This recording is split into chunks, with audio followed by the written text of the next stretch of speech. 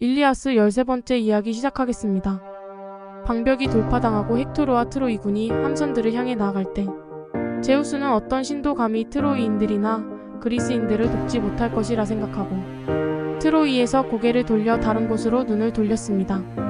한편 포세이돈은 트라케의 사모스산 꼭대기에서 트로이를 지켜보고 있었는데 그는 그리스군을 딱하게 여겼고 트로이를 편드는 제우스에게 분개하였습니다. 그는 몇 걸음의 산을 내려와 바닷속 자신의 집에서 무장을 하고 황금 전차에 올라타 해안으로 올라왔습니다. 칼카스의 모습을 한 포세이돈은 큰 아이아스와 작은 아이아스에게 기운을 채워주었고 손과 발을 가볍게 해주었습니다. 작은 아이아스는 이미 그가 신임을 눈치채고 기뻐했고 큰 아이아스도 힘과 투기가 들끓자 기뻐하였습니다. 포세이돈은 피로로 사지가 풀린 그리스 병사들을 격려하였고 테우크로스, 레이토스, 페넬레오스, 토아스, 데이피로스, 메리오네스, 안틸로코스에게도 꾸짖고 격려하며 투기를 불러일으켰습니다. 그리스군은 두 아이아스를 중심으로 방패를 겹쳐대며 전열을 만들었습니다. 트로이군도 정면 돌파를 작정하고 한 덩어리가 되어 밀고 나아갔죠. 트로이군은 그리스군의 밀집한 전열 앞에서 멈추어 섰습니다. 사기가 오른 데이포보스가 뭔가 해보겠다는 듯이 방패로 앞을 가리고 걸어 나왔습니다. 메리오네스가 창으로 찔렀지만 데이포보스의 소가죽을 두른 방패를 뚫지 못하였고 부러지고 말았죠. 그는 분해하며 다른 창을 가져오기 위해 자신의 막사로 달려갔고 그를 시작으로 싸움이 퍼져나갔습니다. 테오크로스가 임브리오스를 죽였습니다. 임브리오스는 프리아모스의 첩의 딸 메데시카스테와 결혼하여 페다이온에 살았으나 전쟁이 나자 트로이로 왔습니다. 그는 곧 두각을 보였는데 프리아모스는 그를 왕궁에 살게 하고 자식처럼 대해주었었죠. 임브리오스의 무구를 벗기려는 테오크로스에게 헥토르가 창을 던졌습니다. 그러나 테오크로스는 이를 피하였고 헥토르의 창은 크테아토스의 아들 암피마코스의 가슴을 맞추어 쓰러뜨렸습니다. 아이아스가 창을 내질러 헥토르의 방패를 밀쳐내었고 헥토르는 시신을 남겨둔 채 물러갔습니다. 이 틈에 아테네의 지휘자 메네스테우스와 스티키오스가 암피마코스의 시신을 데려갔고 두 아이아스는 임브리오스의 시신을 끌고 가 무장을 벗겼습니다. 암피마코스의 죽음에 화가 난 작은 아이아스는 임브리오스의 목을 베어 머리를 헥토르의 발 앞에 내던졌습니다. 손자가 죽자 포세이돈도 화가 났습니다.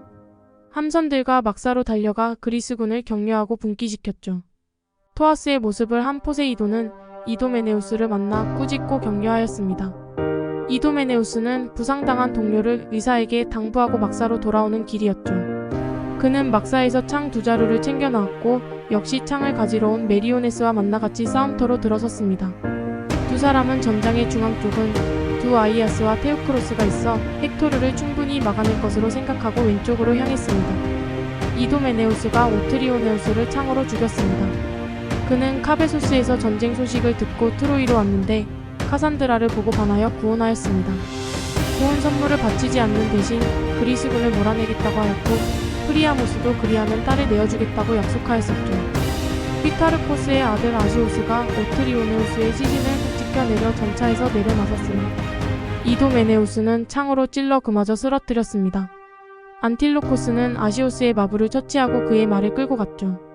아시오스가 걱정된 데이포보스가 이도메네우스에게 창을 던졌으나 그는 방패에 몸을 숨겨 피하였고 창은 히파소스의 아들 힙세노르를 맞추어 쓰러뜨렸습니다. 데이포보스는 힙세노르에게 아시오스를 위해 길동무나하라며 큰소리쳤습니다. 이도메네우스는 또 알카토오스를 죽였습니다. 알카토오스는 트로이의 원로 아이시에테스의 아들로 앙키세스의 딸 히포다메이아와 결혼하였고 트로이에서 가장 빼어난 사내였었죠. 이도메네우스는 자신의 가문을 자랑하며 데이포보스에게 직접 자신과 맞서보라며 큰소리쳤습니다. 데이포보스는 도움이 필요하다고 생각하고 아이네이아스를 찾았습니다. 아이네이아스는 프리아모스가 자신을 소홀히 대한다고 생각해 적극적으로 나서지 않고 무리 뒤에 있었는데 그의 매형 알카토우스가 죽고 적들이 무구를 벗기고 있다는 말을 듣고 분개해 이도메네우스를 쫓아왔습니다. 이도메네우스는 물러서지 않고 버티며 아스칼라포스, 아파레우스, 데이피로스, 메리오네스, 안틸로코스 등을 불러 도움을 요청했습니다. 아이네이아스도 데이포보스, 파리스, 아게노르 등을 불러왔죠. 두 무리는 알카토우스를 두고 접전을 벌였습니다. 아이네이아스가 먼저 창을 던졌으나 이도메네우스는 이를 보면서 피하였고 이도메네우스의 창은 오이노마우스를 맞춰 죽였죠. 데이포보스가 이도메네우스에게 창을 날렸으나 대신 아스칼라포스가 맞아 쓰러졌습니다. 아레스는 아들의 죽음을 알지 못한 채 올림포스에 앉아 있었죠. 데이포보스가 아스칼라포스의 투구를 벗겨내자 메리오네스가 덤벼들어 창으로 그의 팔을 찔렀습니다. 동생 폴리테스가 데이포보스를 붙들어 전장 밖으로 데리고 가야 했죠.